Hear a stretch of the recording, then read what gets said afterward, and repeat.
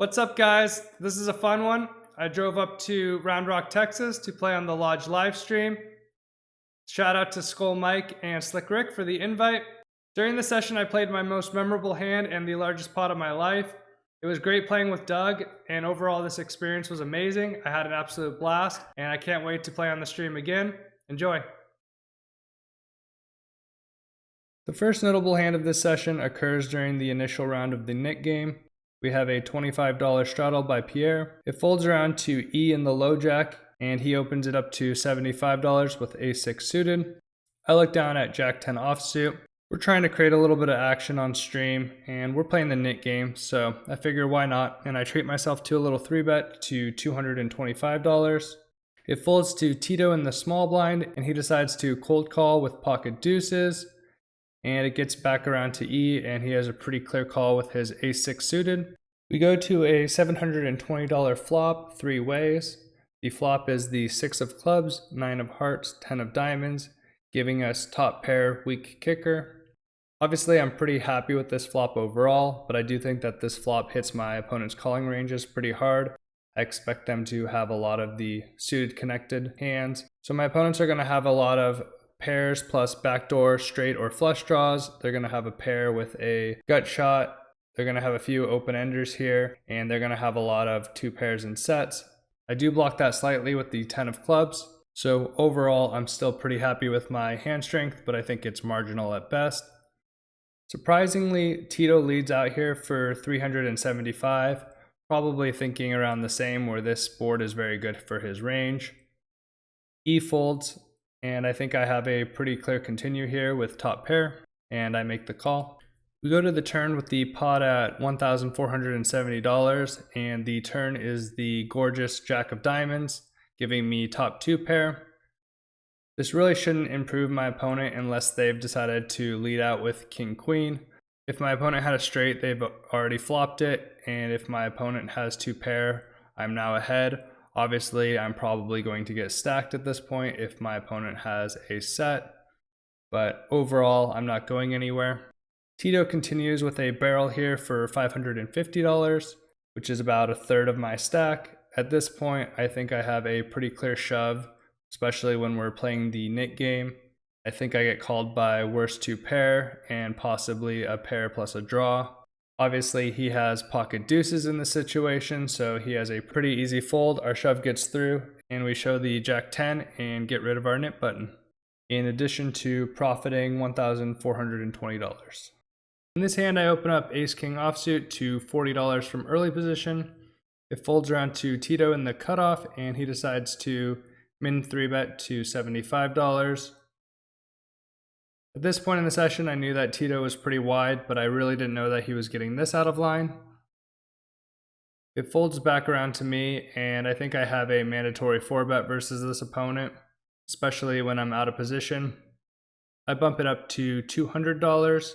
I think in hindsight, I would have made it slightly larger, as my opponent is very loose and aggressive, and we are both very deep stacked.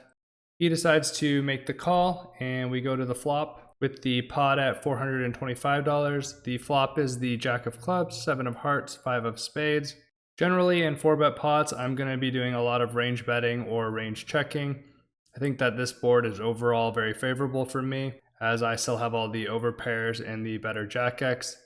In addition to pocket jacks, I think my opponent probably has a slightly higher concentration of pocket 7s and pocket 5s, but I think neither of us really has too many combos of those.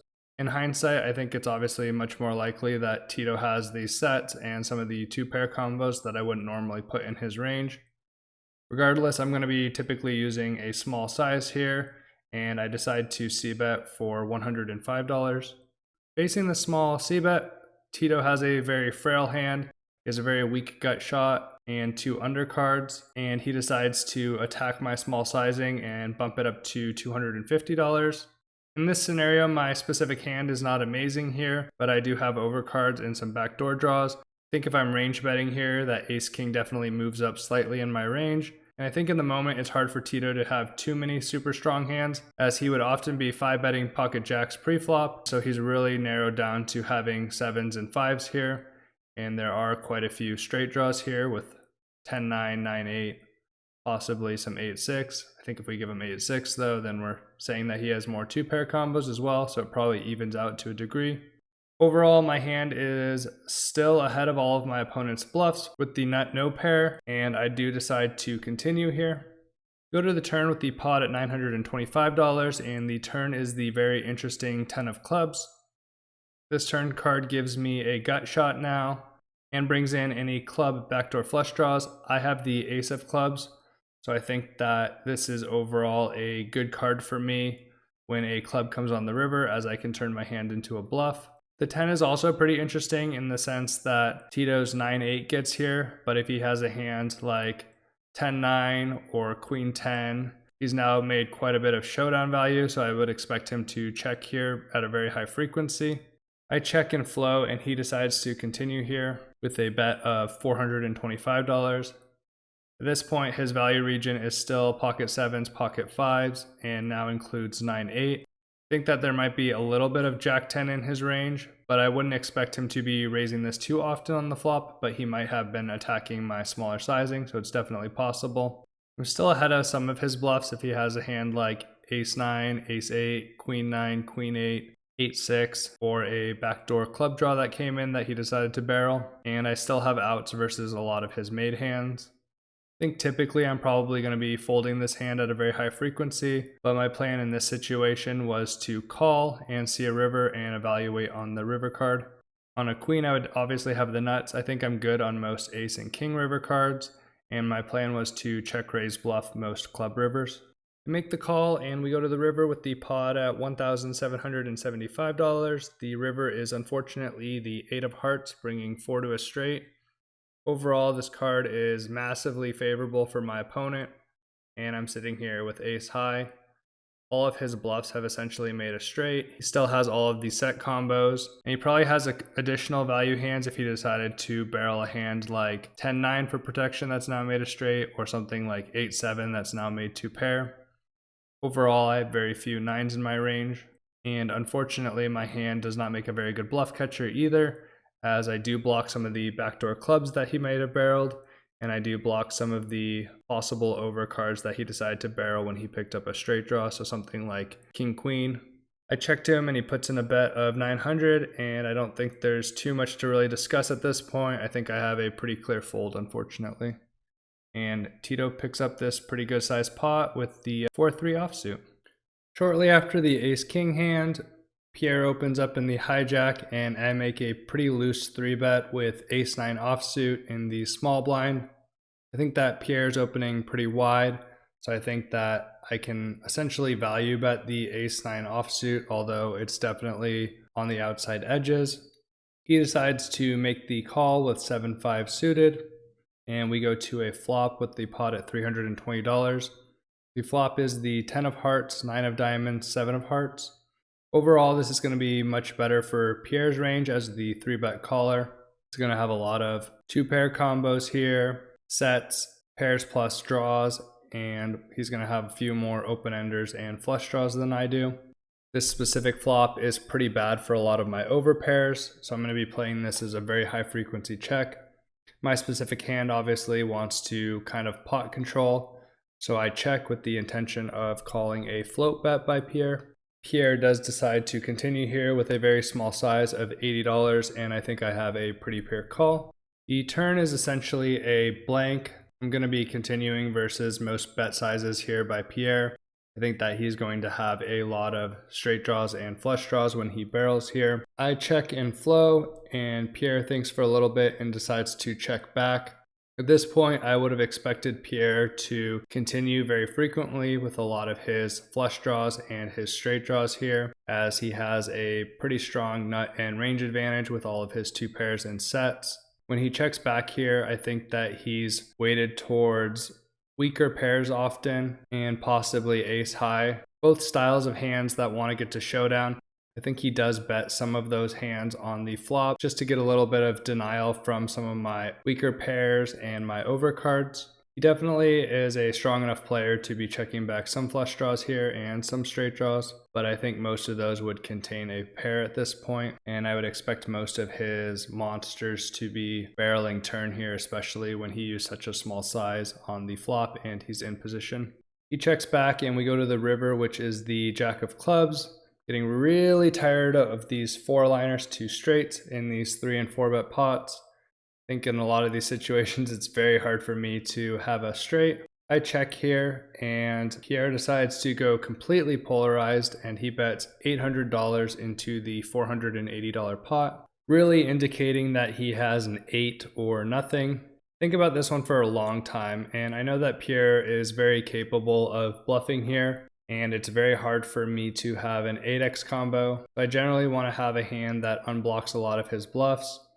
I think that ace-9 is a decent candidate. I would probably prefer slightly to have a hand with a king or a queen in it, although I don't think it's as likely that I have one of those combos. I think it's good that I don't have hearts or diamonds, but at the same time, I was thinking in the moment that if Pierre did have a pure flush draw, that he would probably be barreling the turn at a very high frequency.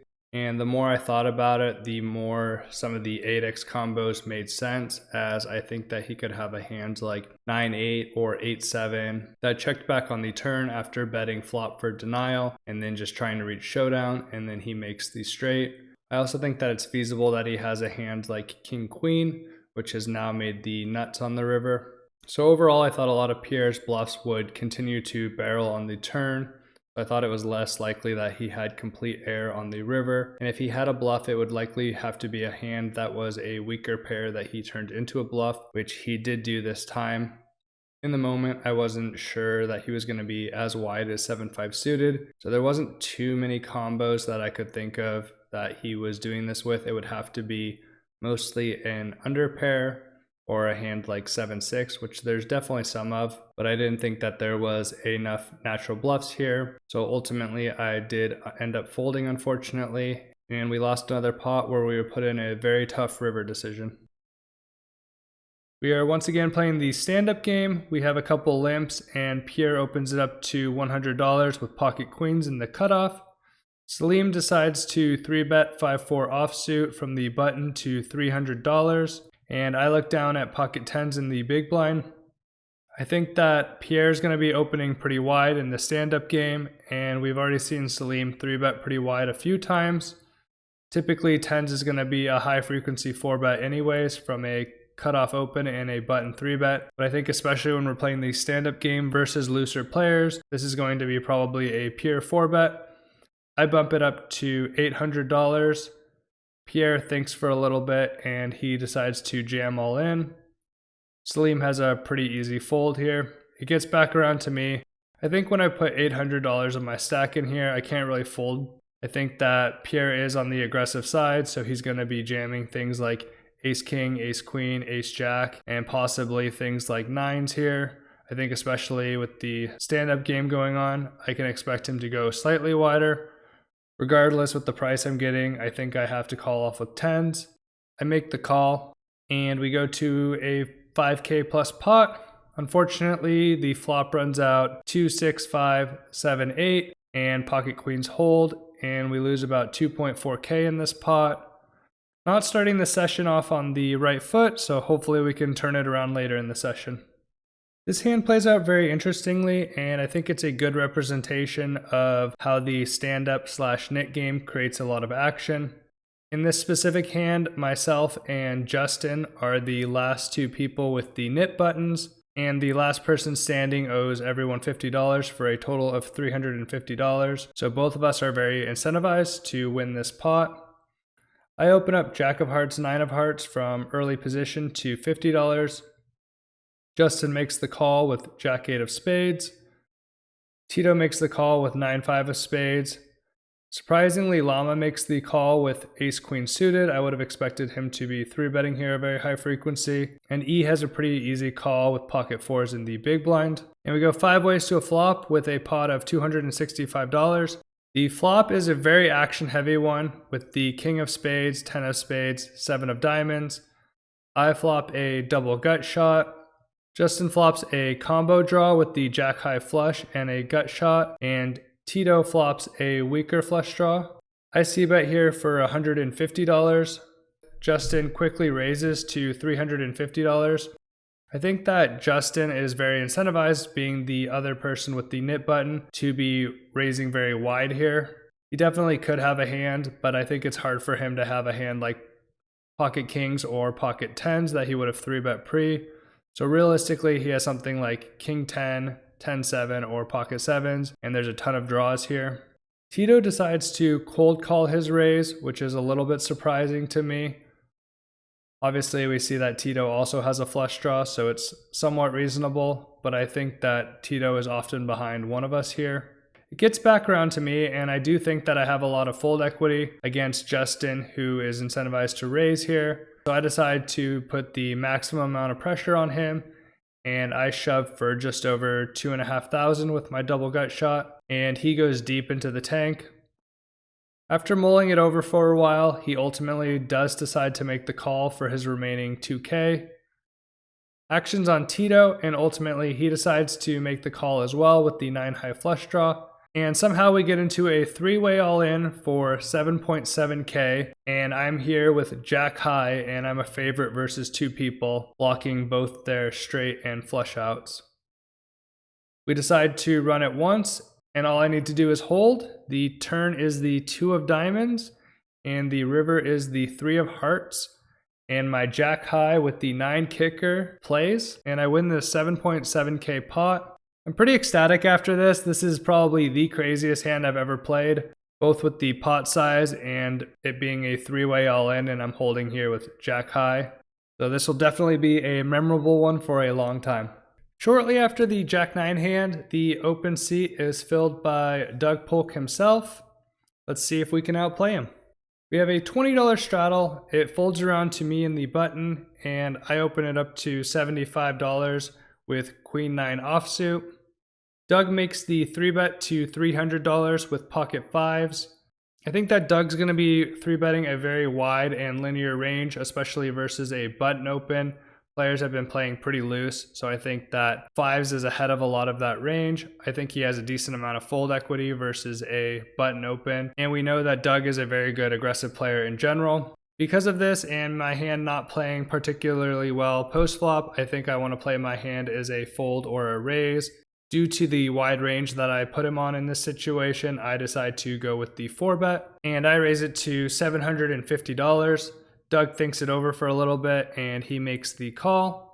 The flop is the 9 of clubs, 2 of clubs, 7 of diamonds. I think that this is a board that's going to be a pretty high frequency check. Although we flopped top pair, I think that my hand definitely has a lot of attributes that want to bet here. There's a lot of cards that I want to deny equity from. Polk has a lot of broadways in his hand, and he's going to have some club draws. And even if he has a weaker pair like he does in this situation, I'm making him pay to see the turn. I think in hindsight, I probably want to make a slightly smaller bet size here, but I think it's fine. I decide to bet a third pot and continue here for $500. Doug thinks for a little bit and he makes the call. I think at this point that Doug does have to continue with a lot of his overcards that have backdoors, his stronger aces, and pretty much all pairs versus my small C bet. We go to the turn with the pot at $2,540. The turn is the 10 of spades. I think at this point I still have a value hand, although he definitely has some 10x, something like Jack 10 and some 10x combos with the club. I think he's still primarily weighted towards one pair hands, and a lot of his one pair hands here have picked up a straight draw as well. Stuff like 9-8, 8-7, pocket sixes, or he has a hand like 7x with a club. So I do think that there's a lot of weaker hands that can continue here versus a barrel.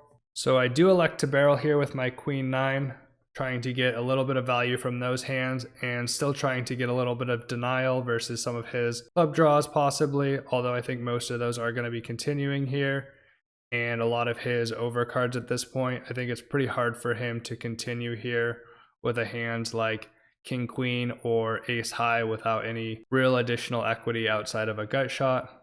Doug thinks it over for a little bit, and he does decide to get a little bit sticky here and put it in the call with the pocket fives. We go to the river with the pot at 5.1k, and the river is the 3 of hearts. Doug checks, and I quickly check back. I don't think there's too much merit in me betting here. I think it's pretty hard for me to expect to get 3 streets of value out of a hand like 9-8 or 8-7 or pocket sixes. There's definitely some draws that have missed here, so I might get looked up by those hands sometimes, but I do expect him to have some stronger 9s than me and some 10x combos. So I think Queen 9 is a little bit thin for value here, and I'm pretty happy just to check back and see showdown here. Thankfully, he shows the pocket fives. I show the Queen 9 for the flopped top pair, and we scoop this 5k pot. At this point in the night, the stacks are pretty deep. We're playing about 8.5k, and with the match the stack going on, everyone else is adding on quite a bit.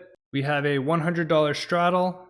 Tito decides to limp from early position with ace-6 offsuit. It folds around to Salim on the button, and he raises it to $400 with Queen 10 of diamonds. I look down at pocket 9s in the big blind, and I think I have a pretty clear 3-bet here versus a button open. Salim has been playing quite a few hands as well. I raise it to $1,350. Tito makes the fold, and Salim makes the call. We go to a 3k flop, which is the 9 of diamonds, 3 of diamonds, 7 of hearts, giving me the nuts with top set here.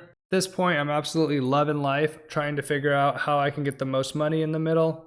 Generally, I'm going to be using larger sizes on this type of board texture in a 3-bet pot, where I still retain a lot of the nut advantage on some of these lower boards. I continue here with a bet of 1600. Salim thinks for a little bit, and he makes the call.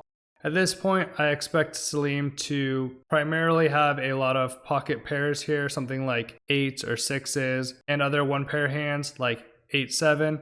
I think that he definitely has a lot of flush draws here, although I would expect some of those to be raising on the flop. I would also expect him to be raising pocket 7s and pocket 3s a high frequency on the flop. He should also be continuing with some overcards, especially the ones that contain a straight draw, something like Jack 10, but I think it's completely reasonable to continue here at some frequency with something like Queen 10 of hearts that has the double back doors as well as the overcards. And then he should be floating here with a couple of his stronger hands like the ace queen that decided not to 4-bet. We go to the turn with the pot at $6,165, and the turn is the 5 of spades. Essentially a complete blank. I think that Salim definitely could have a little bit of 8-6 in his range, but I think it's pretty rare here. He could also have improved to pocket 5s, which is obviously very good for me in this spot. I think generally I'm going to want to be using a pretty large size on this turn card, as I still retain a lot of the nut advantage and range advantage. I decide to go with 2300, making it so that Salim has to call most rivers, and he still has enough chips to jam on me while getting a relatively decent price. He does decide to ultimately make the jam with the flush draw and overcards for about 5k, and I obviously snap call. And we end up playing a 16.1k pot, the largest pot of my entire life, and I just need to hold with top set versus his flush draw. We run it once, and the river is the ace of hearts, and my pocket 9s hold, and I make 8.2k in the largest pot of my life. Very ecstatic at this point, but I think there's a lot of emotions going through me at that time.